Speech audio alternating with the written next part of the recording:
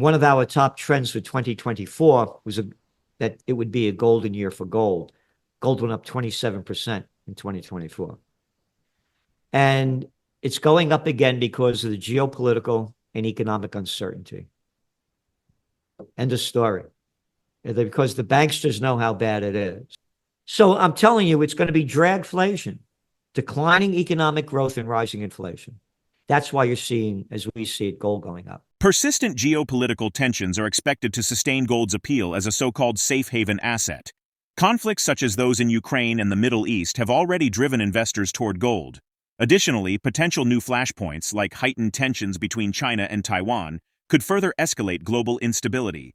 Analysts note that during periods of significant geopolitical upheaval, gold demand tends to rise as investors seek protection against economic and financial fallout.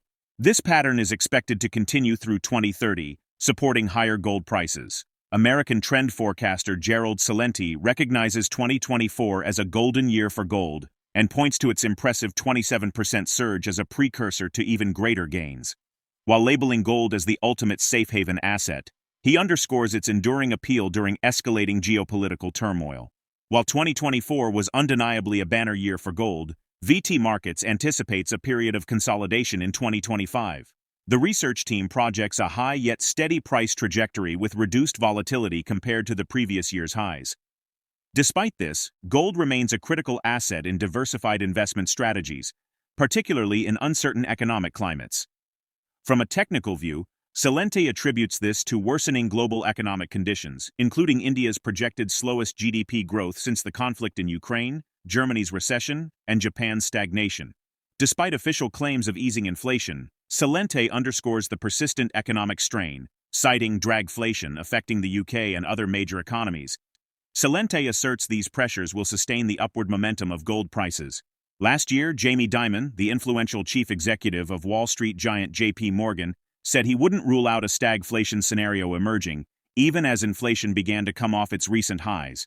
In contrast, last month, tech investor and podcaster Chamath Palihapitiya called stagflation one of his keywords for 2025.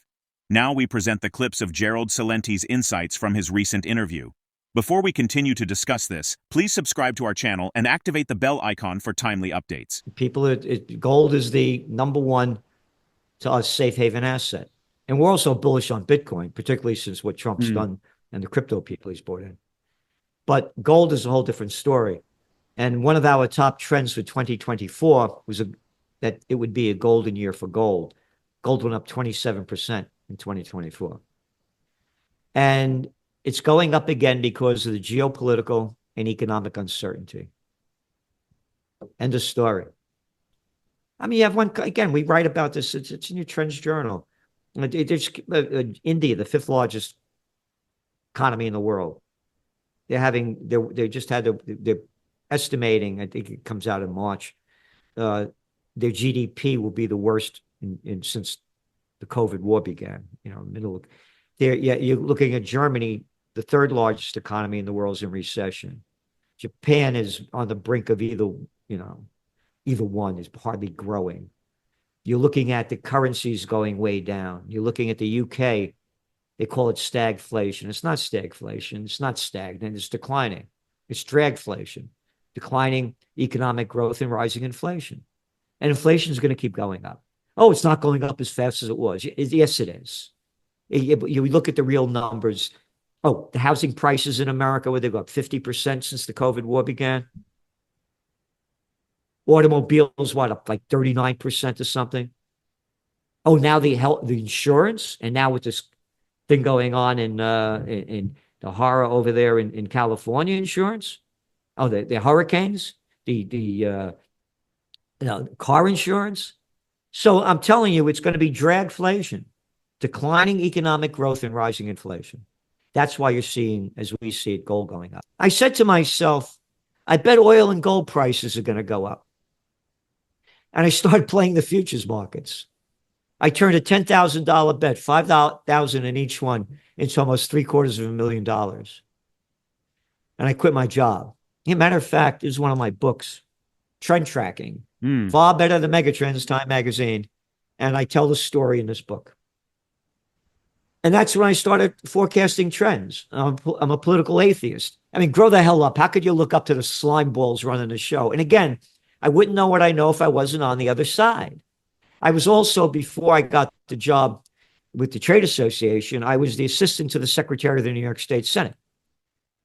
I worked on major political campaigns in Westchester County, which is the richest county in America at the time, and designed and instructed a course called American Politics and Campaign Technology, how to run political campaigns. And that's the beginning of how I began. That's going back now 45 years ago when I started the Trends Research Institute in 1980. And I called it at that time the Socioeconomic Research Institute of America, because anytime you talked about trends, oh, you mean fashion trends? Oh, you mean music trends? And by the way, that's the same stupid crap that people talk about now. Google up top trends for 2025. They don't mention us. While reflecting on fundamentals, Gerald Celente critiques the overvaluation of markets, highlighting the dominance of major players like Vanguard, BlackRock, and State Street, which control 88% of the S&P 500. He warns that rising interest rates, treasury yields, and inflated NASDAQ valuations could harm markets. According to the minutes of the U.S. Central Bank's latest meeting, Federal Reserve officials see a rising risk that inflation may remain sticky in the U.S. as policymakers begin wrestling with the impact of policies from the incoming Trump administration. It was trending down, the Federal Reserve was cutting rates, and attention could move on to averting a recession and sustaining employment. A global surge in bond yields, and a big rally for the dollar ensured that the last consumer price inflation numbers for 2024, published Wednesday, will command attention. If the consensus of the economists interviewed by Bloomberg is right, then the December number will mean more frustration, with core CPI remaining 3.3%.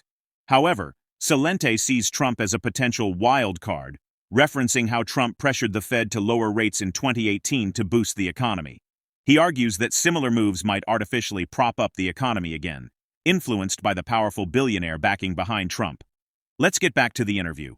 One of the big ones is the whole NASDAQ is so overblown. You know, we had forecast in our Trends Journal in 1999, and we used to be a quarterly back then, in the last quarter, that there would be the dot-com bust by the second quarter of 2000. And it did. It busted in March. It's way overvalued. Yes, AI is the future. There's no question about it. But these companies are way overinvested, hundreds of, probably trillions of dollars into the whole market. And then you have to look at the numbers. You take a look at the S&P 500. 3 companies own it, 88% of it. Vanguard, BlackRock, and State Street. 3 companies own 88% of the S&P 500. The thing is, the 1% control 54% of the markets. When you put in 10%, it's over 90%. So the markets are totally rigged, and they're totally overvalued. And now the big fear is, as you can see what's going on, that the Fed's not going to lower interest rates. Mm-hmm. You're only going to lower them twice. And then you're looking at the housing. You're looking at the mortgage rates going way up. Looking at the yields, treasury yields going way up. This is all negative for the markets. Why are you going to invest in the markets when you could get your 5% plus, in a safe bet? That is going to hurt the markets. But again, going back to the wild card with Trump. Let's go back to 2018, not ancient history. In December of 2018, it was the worst December for the Dow since the Great Depression, 1931. Remember, the markets crashed in 29. What did he do? He forced the Fed head, Jerome Powell, to lower interest rates. And he did in January. So the wild card is Trump is going to do everything he can to pump up the economy. If he forces the Feds to lower interest rates, that's going to artificially prop the economy up again. How can he force them? How can he force them? It's one big club. They're all look, you need more proof. Look at Ms. Fatcha-Brut, who's the current Treasury Secretary, Janet Yellen. Where'd she come from? Oh, she was the former Fed head. Wait a minute, the former Fed head's now the Treasury Secretary? Yeah, you got it. Mm-hmm. It's one big club. Powell bent over. Look at Powell. Look at the little nothing of a boy he is. Look at all of them. These are little ballish guys. And Trump is a tough guy. You know, he'll tell him what to do. And again, look at the billionaires behind Trump. Look who's running. Look who's going to be running the show. They're going to do what they want. They're going to do everything they can to pump up the economy. Short-term price predictions for gold suggest an increase in its value and demand in the next years, at least until 2030, showing the price could gradually rise to around $7,000 an ounce. What are your thoughts on gold's potential as a safe haven investment in the face of such economic uncertainty? Drop your thoughts in the comment section below. If you find this video informative, don't forget to support our channel and turn on notifications to stay informed about our latest videos. See you in the following video.